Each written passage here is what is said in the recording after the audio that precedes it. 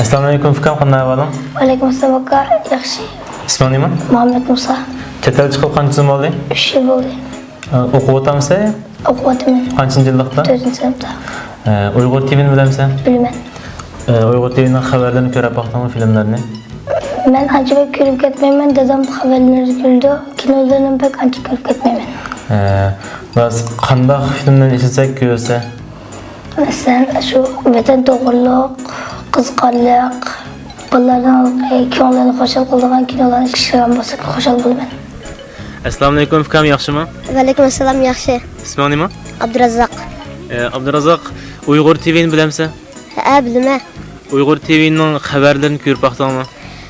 Ancha ko'rmayman, ammo filmni qismini ko'raman. Naqd Uyg'ur TV'dan biri televizyon bormi? Ana tilimizni unutib qolmasligimiz uchun karton filmlardan jiqroq ishlab bergan bo'lsa. Assalomu alaykum, singlim, yaxshimi? Yaxshi. Nima? Ayşe. Bizning Uyg'ur TV'ning filmlarini ko'rib boqdingmi? Ha, ko'rib boqdim.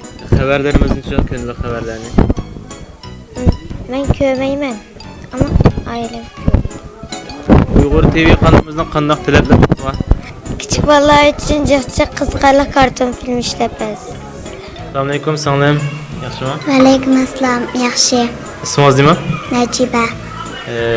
Qanchinchi yilda o'qiyapsiz? 3-yillikda. Vatandan chiqib kelib qancha uzun bo'ldi? 2,5 yil. Siz vatandan chiqib ketganda Uyg'ur tilini unutib qolgandek bir ahvol bo'ldimi sizda? Turkdan jiq kullangandan Uyg'ur tilining ba'zi gaplarini unutib qoldim. Bu yerda asosan turk ishlatgan keyin Uyg'urchani ba'zan unutib qoldingizmi? Ha. Qanday bo'lsa Uyg'urchani unutib qolmaysiz? Uyg'urcha karton filmlarni jiq qo'yib bersa unutib qolmaymiz. Rahmat singlim, men sizning aytingiz muborak bo'lsin. Rahmat, sizning aytingiz muborak bo'lsin. Uyg'ur TV'ga rahmat. Uyg'ur TV'ga rahmat.